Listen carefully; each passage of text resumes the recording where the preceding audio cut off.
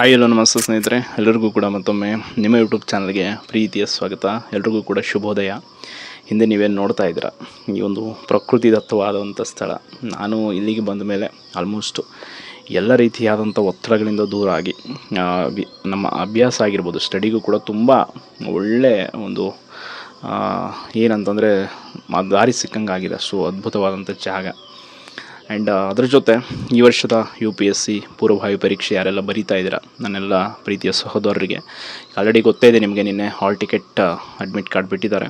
So ಯಾರ್ಯಾರೆಲ್ಲ download ಮಾಡ್ಕೊಂಡಿದ್ದೀರಾ, already ಪರೀಕ್ಷಾ ಕೇಂದ್ರಗಳನ್ನ ನೋಡ್ಕೊಂಡಿರ್ತೀರ. ನಾನು ಕೂಡ ನಿನ್ನೆ ಹಾಲ್ ಟಿಕೆಟ್ ಡೌನ್ಲೋಡ್ ಮಾಡಿಕೊಂಡೆ.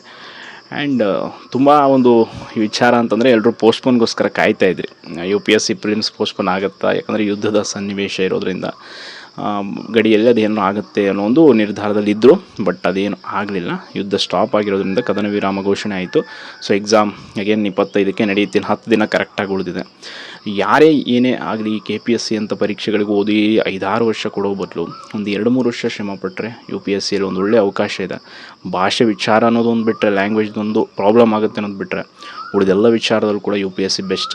ಯಾವುದೇ ರೀತಿಯಾದಂಥ ಫಲಿತಾಂಶದ ವಿಳಂಬ ಇಲ್ಲ, ಪರೀಕ್ಷಾ ವಿಧಾನದಲ್ಲಿ ಯಾವುದೇ ಬದಲಾವಣೆಗಳಿಲ್ಲ, ಒಳ್ಳೆಯ ರೀತಿಯಾದಂಥ ಯಾವುದೇ ಒಂದು ಕರಪ್ಷನ್ಗಳಿಲ್ಲ. ಅದ್ಭುತವಾಗಿ ಪರೀಕ್ಷೆಯನ್ನು ನಡೆಸುವಂಥ ಒಂದು ಆಯೋಗ. ನಿಜವಾಗ್ಲೂ ಹೇಳ್ತೀನಲ್ಲ, ನೈಜ ಪ್ರತಿಭೆಗಳಿಗೆ ಒಂದು ಒಳ್ಳೆಯ ವೇದಿಕೆ ಅಂತಂದರೆ ಅದು UPSC.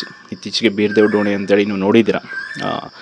ಈ ರೀತಿ ಪ್ರತಿ ವರ್ಷ ಕೂಡ ಒಂದಲ್ಲ ಒಂದು ತುಂಬ ಹಂಬಲ್ ಬ್ಯಾಕ್ಗ್ರೌಂಡಿಂದ ಬಂದಂಥವರು, ತುಂಬ ಕೆಳ ಮಟ್ಟದ ಬದುಕದಂಥವರು ಕೂಡ UPSCಲಿ ಒಂದು ಒಳ್ಳೆಯ ಅವಕಾಶವನ್ನು ಪಡ್ಕೊಂಡು ಜಿಲ್ಲಾಧಿಕಾರಿಗಳಾಗುವಂಥ ಅವಕಾಶಗಳಿದೆ. ಈಗ ಆಲ್ರೆಡಿ ಪಾಂಚಜನ್ಯ IAS ನಮ್ಮ ಪ್ರವೀಣ್ ಸರ್ ತುಂಬ ಅತ್ಯುತ್ತಮವಾದ ಕನ್ನಡದಲ್ಲಿ ದಿನೇ ದಿನ ಅವ್ರ ಕ್ಲಾಸಸ್ಗಳು ಮೂಡಿ ಬರ್ತಾ ಇದೆ.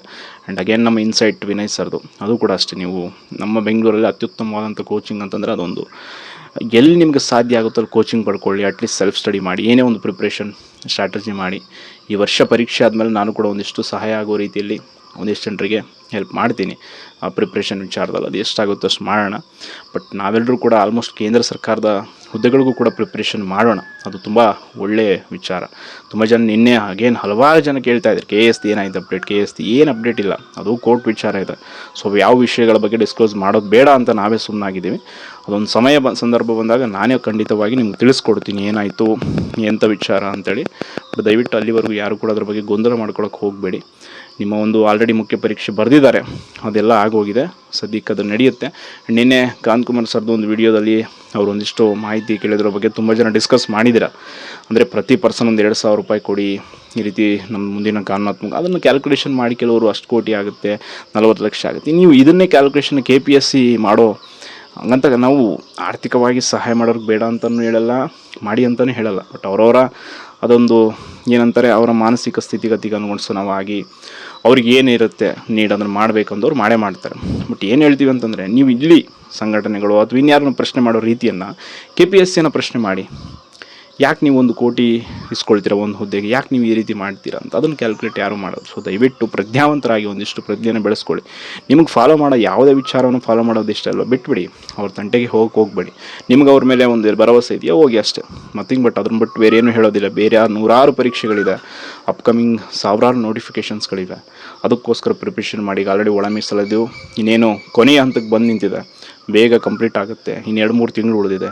ಸುಮ್ಮನೆ ವ್ಯರ್ಥ ಕಾಲಹರಣ ಮಾಡಿಕೊಂಡ್ರೆ ಖಂಡಿತವಾಗಿ ಏನೂ ಸಿಗಲ್ಲ. ಎಲ್ಲರೂ ಒಂದೊಂದು ಆಪರ್ಚುನಿಟಿಗಳನ್ನ ಬಳಸ್ಕೊಂಡು ಹೋಗೋರೆ. ಎಲ್ಲರಿಗೂ ಕೂಡ ಒಂದಲ್ಲ ಒಂದು ಅವಕಾಶಗಳು ಸಿಕ್ಕಾಗ ಬಳಸ್ಕೊಳ್ತಾರೆ. ಅದರಲ್ಲಿ ಯಾವುದೇ ರೀತಿಯಾದಂಥ ಅನ್ಯತಾ ಮಾತಿಲ್ಲ, ಆಯಿತಾ. ಈಗ ಎಲ್ಲರಿಗೂ ಒಂದು ಪ್ಲ್ಯಾಟ್ಫಾರ್ಮ್ ಇದ್ದಾಗ ಆ ಪ್ಲ್ಯಾಟ್ಫಾರ್ಮಲ್ಲಿ ಎಲ್ಲರೂ ಕೂಡ ಬೆಳೆಯೋದನ್ನೇ ನೋಡೋದು, ಯಾರು ನಾವು ಕೆಳಗೆ ಹೋಗಬೇಕು ಅನ್ನೋದು ನೋಡಲ್ಲ. ಸೊ ಅದಕ್ಕೆ ಹೇಳೋದು, ಆ ಬೆಳವಣಿಗೆ ಸಮಾಜಕ್ಕೆ ಹಿತವನ್ನು ತರುವಂತಿರಬೇಕು ಅನ್ನೋದು ನನ್ನ ಒಂದು ಅನಿಸಿಕೆ. ಸೊ ಅಗೇನ್ ಯಾರೆಲ್ಲ UPSC ನನ್ನ ಸ್ನೇಹಿತರಿದ್ದರೆ ದಯವಿಟ್ಟು ನಿಮ್ಮ ಎಕ್ಸಾಮ್ ಸೆಂಟರ್ಸು ಅದರ ಬಗ್ಗೆ ಒಪಿನಿಯನ್ ಕಮೆಂಟ್ ಮಾಡಿ. ಸೊ ನಮಗೂ ಕೂಡ ಹೆಲ್ಪ್ ಆಗುತ್ತೆ. ನೆಕ್ಸ್ಟು ನಮ್ಮ ಪ್ರವೀಣ್ ಸರ್ ಹೇಳಿದ್ದಾರೆ, ಒಂದು ಗ್ರೂಪ್ ಕೂಡ ಮಾಡೋಣ ಕನ್ನಡದಲ್ಲಿ. ಅದರಲ್ಲೂ ಕರ್ನಾಟಕದಿಂದ ಪ್ರಿಪ್ರೇಷನ್ ಮಾಡುವಂಥವ್ರು ನಿಜಕ್ಕೂ ಇನ್ನೂ ಹೆಚ್ಚಾಗಬೇಕು. ಹೆಚ್ಚಿನ ಸಂಖ್ಯೆಯಲ್ಲಿ UPSCಗೆ ಕಾಂಪಿಟೇಷನ್ ಕೊಡಬೇಕು. ಆ ರೀತಿಯಾದಂಥ ಒಂದು ಬೆಳವಣಿಗೆ ನಮ್ಮ ರಾಜ್ಯದಲ್ಲೂ ಕೂಡ ಆಗಬೇಕು. ಕೇವಲ ಉತ್ತರ ಭಾರತದವರೇ ಎಲ್ಲ ಹುದ್ದೆಗಳನ್ನು, ರೈಲ್ವೆ ಡಿಪಾರ್ಟ್ಮೆಂಟ್ ಆಗಿರ್ಬೋದು, UPSC ಆಗಿರ್ಬೋದು, ಬ್ಯಾಂಕಿಂಗ್ ಆಗಿರ್ಬೋದು, SSC ಎಲ್ಲ ಅವರೇ ಆದರೆ, ನಮ್ಮವರು ಬರೀ KPSC ನಂಬ್ಕೊಂಡು ನಾವು 4-5 ವರ್ಷ ಕೂತ್ಕೊಂಡ್ರೆ ಖಂಡಿತವಾಗಿ ಕಠಿಣ ಇದೆ ಹಾದಿ. ಅದಕ್ಕೋಸ್ಕರ ಈ ವರ್ಷದ ಒಂದು ಪರೀಕ್ಷೆ ಬರೀತಿರುವಂಥ ಎಲ್ಲರಿಗೂ ಕೂಡ ಶುಭವಾಗಲಿ. ಆಲ್ಮೋಸ್ಟ್ ಎಲ್ಲರೂ ಕೂಡ ತುಂಬ ಉತ್ತಮವಾದ ಪ್ರಿಪ್ರೇಷನ್ ಮಾಡಿರ್ತೀರ. ನಮಗಿಂತ ಸೀನಿಯರ್ಸ್ ಇರ್ತೀರ. ನಿಮಗಂತೂ ಖಂಡಿತವಾಗಿ ಕೆಲವರು ಇಂಟರ್ವ್ಯೂವರೆಗೂ ಹೋಗಿ ಬಂದಂಥವ್ರು ಹಲವಾರು ಜನ ನನಗೂ ಕೂಡ ಲೈಬ್ರರಿಯಲ್ಲಿ ಸಿಗ್ತಾ ಇರ್ತಾರೆ. ಖಂಡಿತವಾಗಿ ಈ ವರ್ಷ ಅವರಿಗೆ ಯಶಸ್ಸು ಸಿಗಲಿ ಅಂತ ಕೇಳ್ತಾ ಧನ್ಯವಾದಗಳು.